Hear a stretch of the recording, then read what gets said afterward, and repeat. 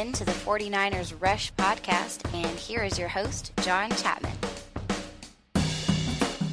Welcome to another episode of the 49ers Rush podcast. I am your host, John Chapman. You can find me on Twitter at JL_Chapman. Welcome as we dive deeper into the offseason. Welcome to the dead period, which is my least favorite time of the year. The weather might be nice outside, but I need football. So just want to let you know we're going to be sticking around and still posting weekly podcasts, sometimes bi-weekly. But it's a dead period. The NFL players and coaches are kind of dispersed. They are no longer working out. Mini camps are done. Everything's done. Just waiting until training camp. So what we have for you today, we are going to be going over our Question Satchel mailbag. I put it up to people on Twitter and just want to say thanks to Brett. He's legit, one of the fellow writers over at 49ers Hub. Brett Roomback, he came up with the idea of Question Satchel. I hate how every podcast seems to use the term mailbag, so I want to do something a little bit different. And so that's what we're going to do. Yeah, a lot of questions submitted. We're going to go over those one by one. And then also at the end of the episode, we are going to be going over the odds that Vegas has set, most in particular, they're different everywhere you look. Caesars, what they have put out there for things like MVP, win totals, offensive rookie of the year, and we are going to kind of tailor that and focus just on 49ers, offensive MVP, things like that. So lots of questions and answers, and then we are going to jump into some odds. And again, just to update your calendar on kind of what's going on, training camp cannot start until 15 days before our first preseason game. So our first preseason game is August 10th versus the Dallas Cowboys. So if you subtract 15 days from that, that's around July 27th. So they still have not put out the exact day that they are going to start. July 27th is the earliest. So it could start after that, but there's a set number of practices and weeks that you could do, and you could spread that out and customize that how you want. They just haven't formed that yet. So we still have some time. We're looking at just over 5 weeks before we get back to football. So man, hopefully I can help shrink that time down for you guys. And of course, the very first game of the season that matters is going to be September 8th at Tampa Bay. So excited about that. So those are the dates that you need to keep just your eye on. July 27th training camp, August 10th preseason, and September 8th is going to be the first regular season game, and then you can't get enough of me. I will be doing 2 to 3 podcasts a week once the season starts. I'm excited just thinking about it. So without further ado, let's jump into the Question Satchel. What a wonderful phrase. Every time I say it, I laugh. All right, the first one is from Alex G, and this is not just an Alex G question. I attribute this to him because he phrased it in a way that I like the most. I probably got about 10 to 15 questions on what happens if Jimmy Garoppolo isn't our quarterback.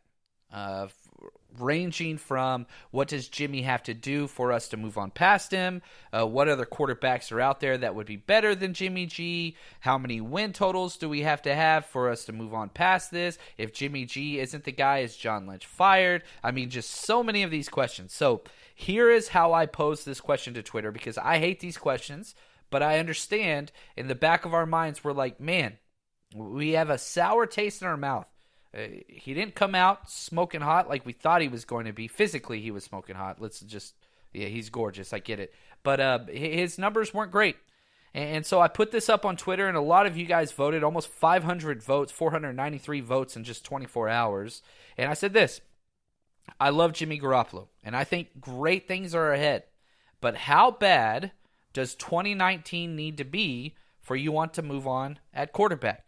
And again, I took injuries out of this because whatever.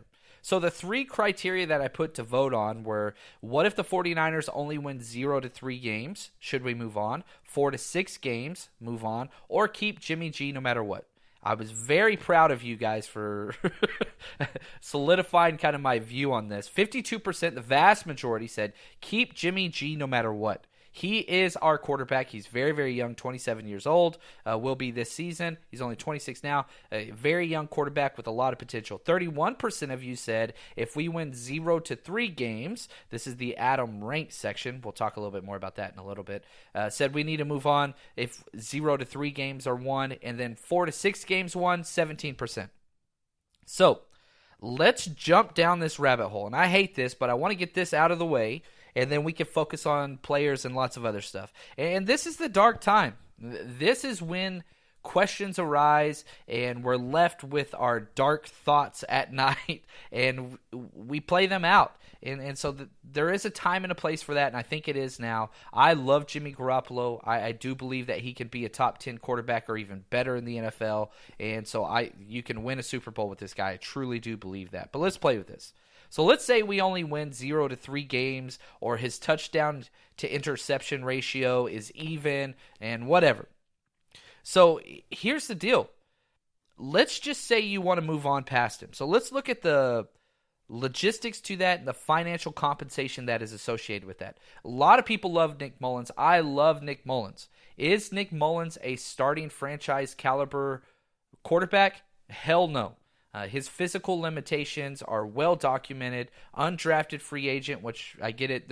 You can be an undrafted free agent and be successful at the quarterback level. However, everything that Nick Mullins can do, Jimmy Garoppolo can do better.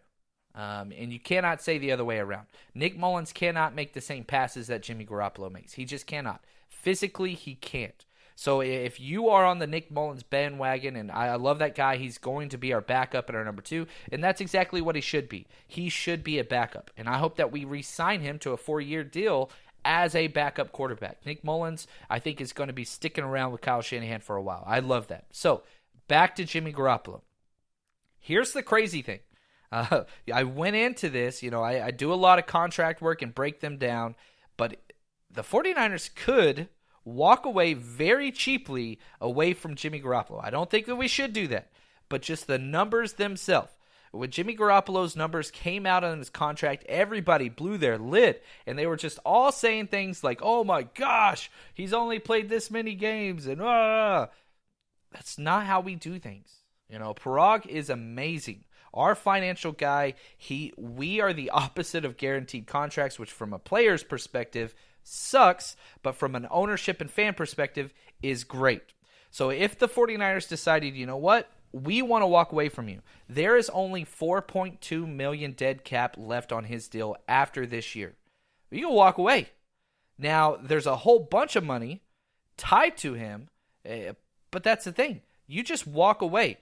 If you keep him under contract, yeah, you're going to be paying him. He's getting $26.6 million in 2020, $26.9 million in 2021, and $27 million in 2022. But that's only if he is on the roster. You can walk away from Jimmy Garoppolo and only pay out $4.2 million, and that's spread out over 3 years. So the cap hit is very minor. Very, very minor. This was a very team-friendly deal with a lot of cash loaded up front for Jimmy Garoppolo, who wasn't getting paid a lot in New England because of where he was drafted. So this is a very cash-laden deal that was all up front. You remember, he got $37 million that first year, and a big reason why we did that is because we had so much extra cap room, and we still have extra cap room.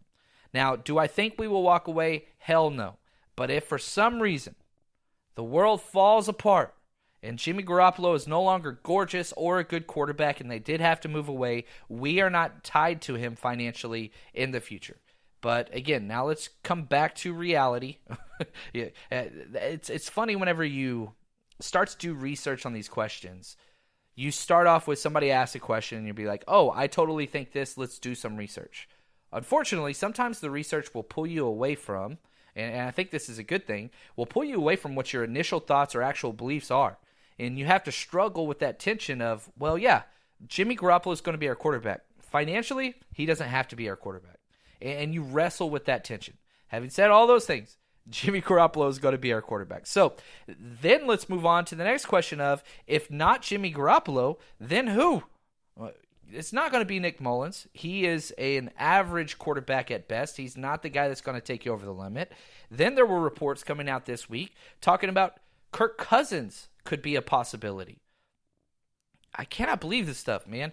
I feel like writers, and again, I experience this with the companies that I write for, we still have to put out very similar content as when the football season is going on. We still have to hit our writing quotas, our word limits, and all our deadlines. Still got to get those in. They're very rough to write right now. So people are scrapping. They're clawing for whatever they can find, and if you can get traction, then you win. And I hate that because I don't want to be a clickbait guy. I don't want to be that. But I get it at the same time. So somebody puts out an article, oh, we could go for Kirk Cousins. That is total BS, man. You want to talk about putting Kirk Cousins in this system instead of Jimmy Garoppolo, there's so many red flags to this. One, Kirk Cousins 4 years older than Jimmy Garoppolo and will cost way more. You look at the contracts alone. You know, Jimmy Garoppolo signed a 5-year, $137 million deal, but only $74 million was guaranteed over 5 years. Kirk Cousins signs a 3-year, $80-some-odd million, completely guaranteed. So he costs way more money. He's much older, and probably the biggest criticism of Kirk Cousins out there is his stats are amazing, but he is the worst big game quarterback that there is. You look at what he has performed when primetime games, Monday Night Football, seasons on the line, he is abysmal. You got to remember, the Minnesota Vikings were in the NFC Championship game against the Eagles, and they got blown out of that game. But still, that's how quality that roster was. They go and pay all this money and bring in Kirk Cousins. They missed the playoffs. Now, I'm not putting that entirely on Kirk Cousins. His numbers were great. He had 30 touchdowns to 10 interceptions. That's a 3-to-1 ratio. That's amazing. Statistically, elite.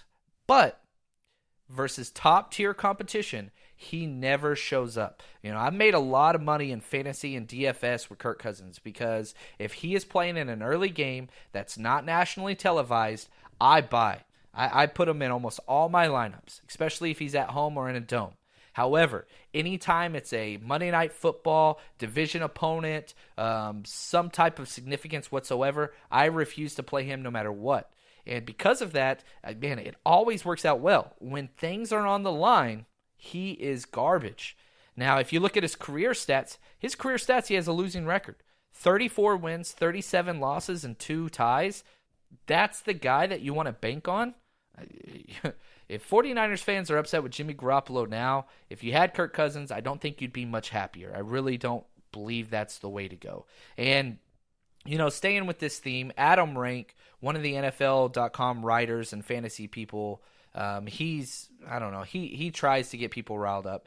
He goes on there, and they have the touch screen where he goes through the 49ers schedule, and he has this projected to only get 3 wins. He's just trying to piss people off. And we know that because he had an article out 1 month ago where he said he could see the 49ers getting 12 wins. And he outlined why they will get 12 wins. 1 month later, what's changed? Absolutely nothing. This is where we are. And so as we are in this dark period of time, let me just strongly suggest, if you want to feel good about your team, here's what you do. You go back and you watch game film from last year, 2018 game film. NFL Game Pass is the best way to do that. Sometimes you can get some stuff on YouTube. Let's say you don't have that. That's okay.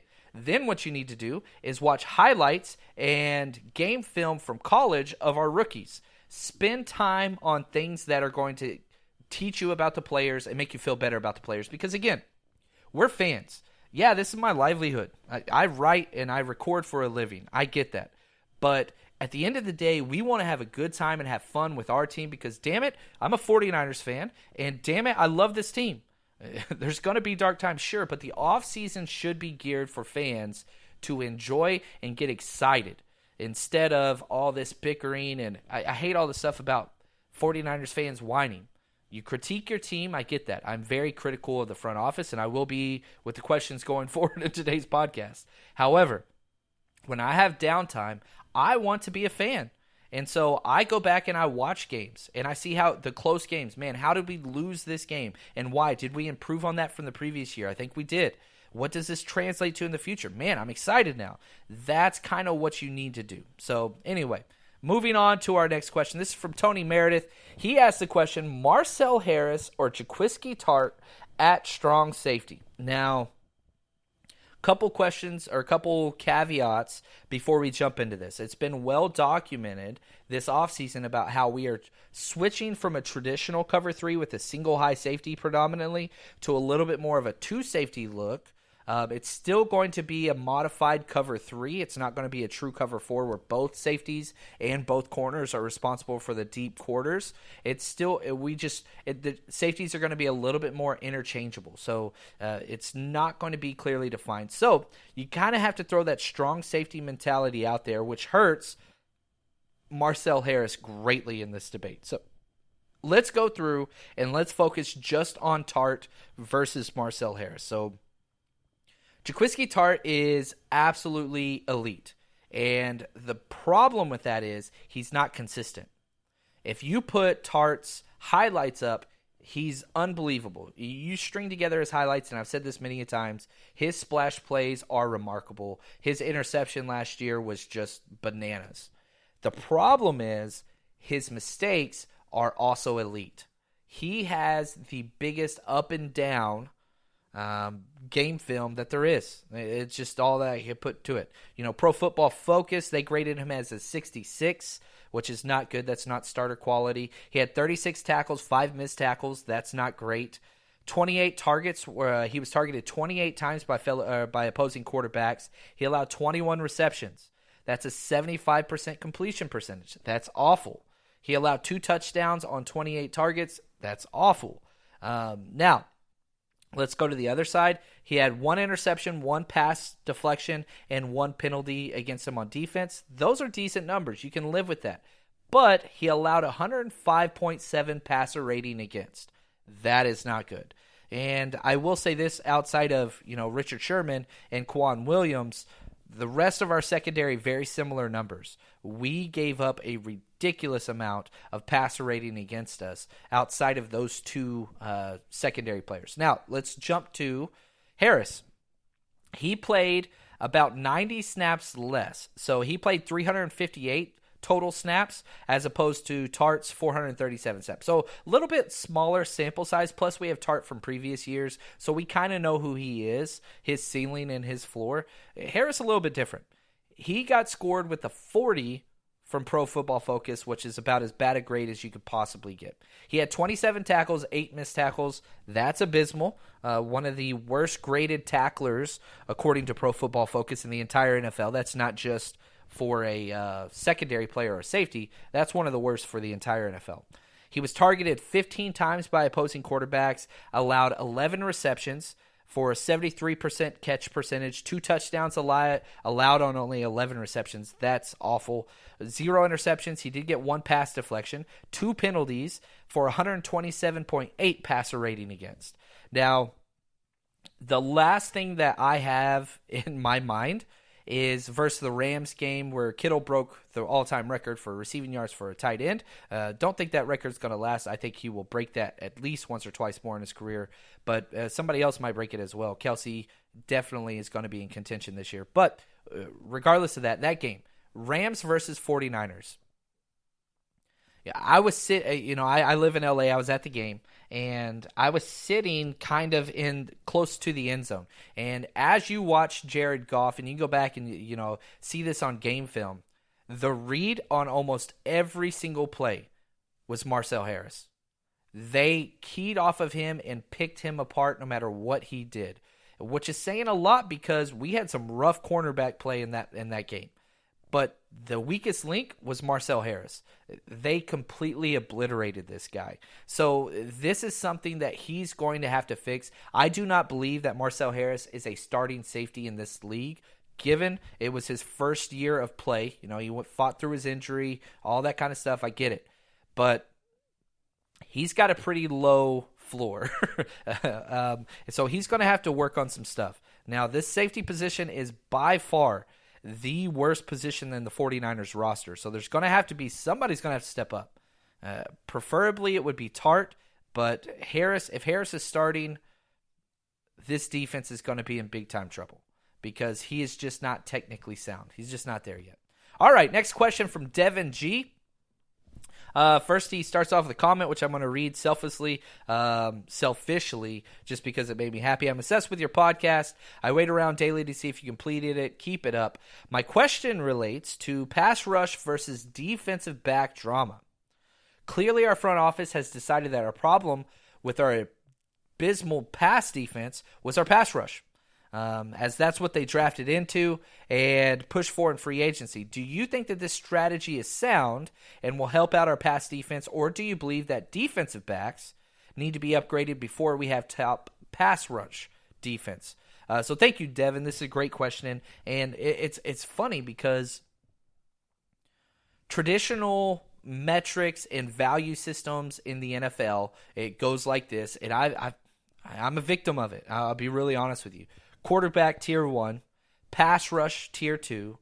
Tier 3, offensive tackles. Now we have to adjust that to left and right tackle. It's no longer just a left tackle league.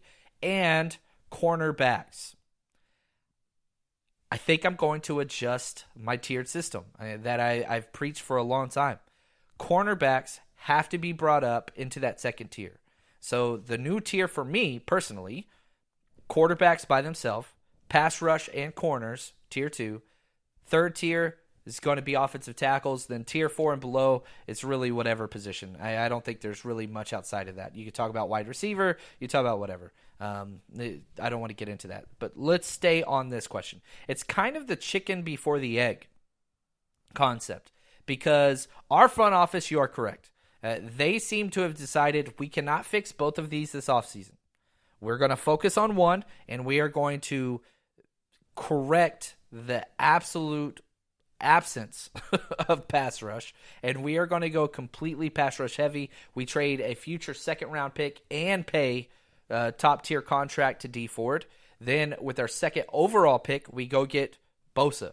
So you take the biggest deficiency perhaps on your defense, edge pass rusher, and you bring in two top-tier talents. D Ford, absolutely incredible last year, and then Bosa, my number one player in the draft this year. That's awesome. Completely abandon and choose to do absolutely nothing in the secondary. The only thing that you can argue we did was bringing in Jason Verrett at the cornerback position, which I love Jason Verrett. However, 3 consecutive seasons in a row of season-ending injuries, and 2 of which happened during training camp or off-season, so he didn't even play a snap. So you can't bet on him. I love the risk play. I love the signing. However, just leaving that alone, man, that safety position is a giant void. So you have this idea. John Lynch and Kyle Shanahan seem to be saying, we're fixing the pass rush. We can't fix the pass rush. We're fixing it. And we're just going to see what happens with the secondary. The opposing school of thought you can find in New England. Bill Belichick. He is the number one person that believes in secondary over all else. Since Bill Belichick stepped in as the general manager coach for the Patriots, he has drafted more corners in the first round than any other team by a 2-to-1 ratio. And you can even look in the offseason, what he always does. He'll allow pass rushers to walk out the door. Traded Richard Seymour early on in his career. Allow Trey Flowers to walk. See you later, buddy. Chris Long, you're good. Walk out the door. Doesn't matter. He will allow those guys to leave all the time. However, the people that he does not allow to leave are cornerbacks. Now, you could say Malcolm Butler. That was after some major issues, so I think that's a little bit of an outlier there. They go sign Stephen Gilmore to a top contract and keep him. They draft corners like crazy. They believe in the back end. And it matches what they do on offense as well.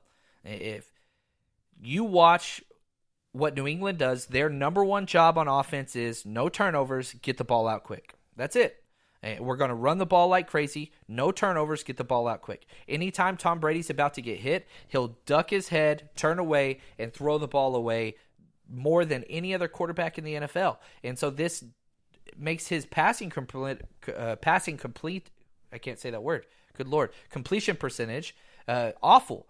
But what doesn't happen is he doesn't get sacked and he doesn't throw interceptions. So he just minimizes those things. And if you go back to what they were able to do against the Eagles or the Patriots on offense. It just snap, 1,001, 1,002, pass. Snap, 1,001, 1,002, pass. Tom Brady can't throw it deep anymore. And so they have these mirroring principles on offense and defense that is, we're going to make it hard for you to get the ball out quick because we have elite corners. And on offense, we're going to get the ball out super quick and neutralize your pass rush. So, to answer your question, Devin, I am very happy that we have agreed to address one of these things and make them literally a top elite caliber thing in the NFL with pass rush. However, if I had to go back, and this might piss some people off, but I'm going to be honest here, I do wish we could have reused our second-round pick on a cornerback or a safety. I really do. There were safeties and corners that were there that we could have got just fine and would have started day one and solidified our secondary instead of going Deebo Samuel, who I love. I absolutely love Deebo Samuel. This is the idea of economics and scarcity and opportunity cost and all those things. But if I knew we were going to get Jalen Hurd in the third round, I would have much preferred to get a corner or a safety in the second round personally. But here we are. So we got to stay with what we got. And John Lynch is betting his job on this. I really believe that. Robert Saleh is betting his job on this. I do not think that Kyle Shanahan is up in any type of jeopardy whatsoever, regardless of what happens this year. But I do think that the defensive coordinator and general manager have a little bit more tension on them than the rest of the team or rest of the coaching staff. So take that for what you want. Before I move on to our next question and odds based on the NFL and Caesars Palace, I want to take a second to thank our sponsor, Game Day Sports and Memorabilia. These guys have been with us for a very long time, and they are just absolutely incredible. It doesn't matter what you need. Father's Day just ended. I got myself some 49ers stuff, and that was just an absolute blast. But if you need something, they have right now an autographed George Kittle jersey for $200, and it looks amazing. They have so much stuff on there. Ronnie Lott, autographed jersey, $139. Roger Craig, $90 for a signed Roger Craig jersey. Are you freaking kidding me? Head over there, Game Day Sports and Memorabilia. Whatever it is you need, all your 49ers needs or any sports needs, they have you covered. All right, back to the question satchel. That's hilarious. From Chris. Thanks for using my Mr. Glass term about Jimmy Ward last month. Appreciate that. My question is about Robbie Gould. Gould is holding out of mandatory minicamp. Should the 49ers give him a 3-year, $15 million contract? It'd be like $10 million guaranteed. Man, what do we do with this guy? He even cites Le'Veon Bell holding out last year. Should the 49ers be worried Gould will hold out for the rest of the season? Again, love your podcast. Thank you so much, man. Really appreciate that, Chris. Here's the deal. If you listen to my statistical breakdown of offense, which I did, I think it was 2 episodes ago, you can go back and listen to that. I projected Robbie Gould, if he played, to have 26 field goals made on 29 attempts. He's going to miss 3. And Jonathan Brown, right now, the backup kicker that we have, going 21 of 29. That's a 15-point difference spread out over the course of a season. What does that mean? I think that's a difference between 2 games, at least.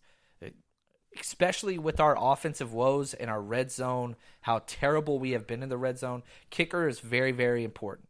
So, if we look at the 49ers cap space, we've got money to do this. Do you want to negotiate with a kicker or not, I think is the main question. Because what type of precedent will this set with the front office moving forward? You brought up Le'Veon Bell.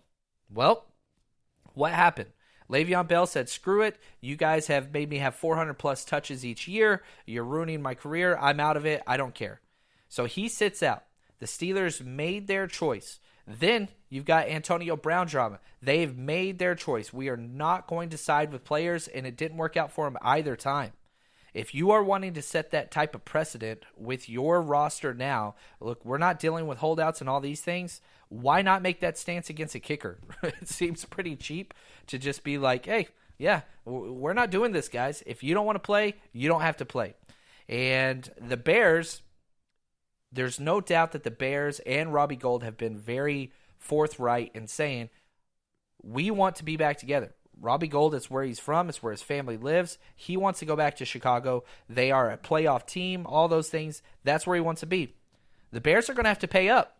I think the 49ers are just fine with Robbie Gould sitting out of the NFL for 2019. I hate to say that. I love Robbie Gould. He was our captain last year. But he's very old, and he wants to kind of retire as a Brown or as a Bear. I get it. So if I'm the 49ers, I'm saying, look, we want a 5th-round pick. You give us a 5th-round pick, and you can have them. But I don't think that they will. There's just no reason to do that. Having said that, if they would have had Robbie Gould last year, the Bears would have made it out of the first round of the playoffs, no doubt. So if he sits out, fine. Set that precedent for your team. This is not what we're doing. But hopefully he signs because, again, 15 points, that's 2-game difference. That's the difference between 9-7 or a 7-9 team. That's the difference between 8-10 or a 10-8 team. That's playoffs. So hopefully he comes out, but I don't think you move off the franchise tag. Maybe just because we have the space, we could pay him a little bit, but I don't know. He kind of set the stage for what he's going to do, unfortunately. From Brett Rumback, fellow contributor at 49ers Hub. Make sure to give this guy a follow at BRUMBECK. So Broombeck. Follow this guy. He is legit one of my favorite guys that contributes over there. He asked a question, thoughts on Sean Coleman playing in Shanahan's offense. Now, Sean Coleman's interesting because we traded for him last year as a backup swing tackle. However, he was kept on our 53 roster. He was just never activated, never played a snap, and he was never able to beat out Gilliam, our awful swing tackle last year. So the fact that he never got a snap in is very telling, I think. And then we go on and draft Justin School. He has to be the favorite as of now. So if you look at the 49ers roster, it's kind of scary because only Joe Staley and McGlinchey are the only tackles to take a snap in the entire NFL last year that are on our roster. So everybody on our roster outside of those 2 guys took 0 snaps last year in actual games. So this is a major concern. I do not think Sean Coleman is going to make the roster this time because I think that's Justin School's job to lose. So my swing order, my depth chart order for swing tackle, the backup to our starters, Justin School. I got Sean Coleman second. Then after that, we got 2 younger players that I think are practice squad candidates as well.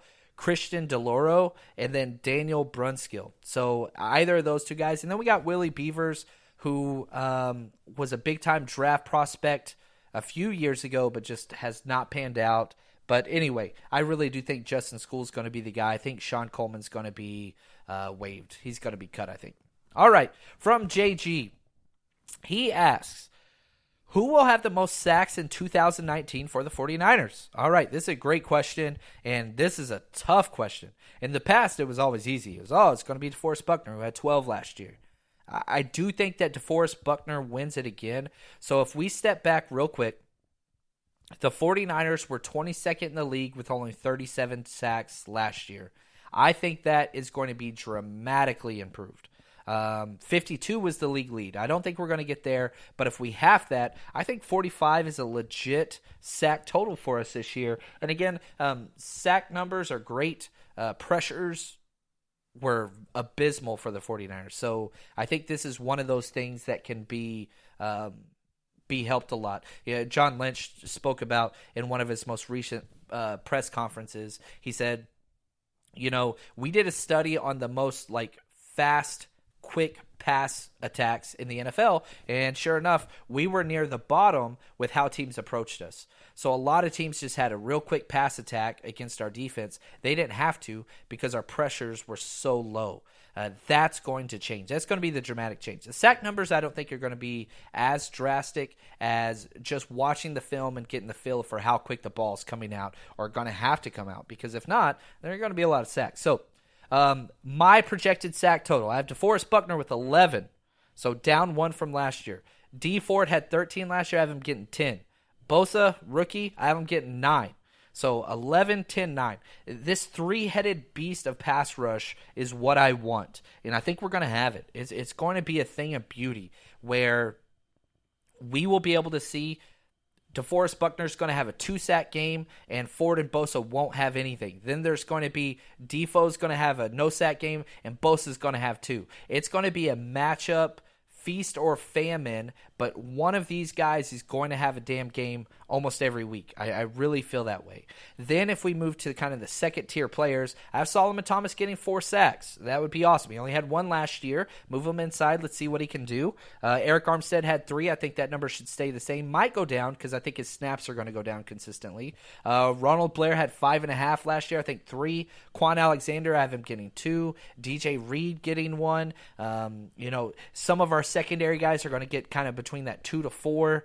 Richard Sherman had a sack last year, things like that. So I could see us getting around that 45 number, and I'd be really happy with that. I really do think that would be pretty special. So last part about today's podcast, let's go through and let's break down some odds. This is from Jeff. Give out your prediction for team awards: MVP, Offensive Player of the Year, Defensive Player of the Year, Rookie of the Year, Offense, Defense, Comeback Player of the Year, all these things. So here we go. MVP, Jimmy Garoppolo. It's got to be Jimmy Garoppolo, right? If the 49ers have a successful season and make the playoffs, Jimmy G's got to be the guy to get us there. Now, based on Caesar's odds, so all these odds I list are for the entire NFL.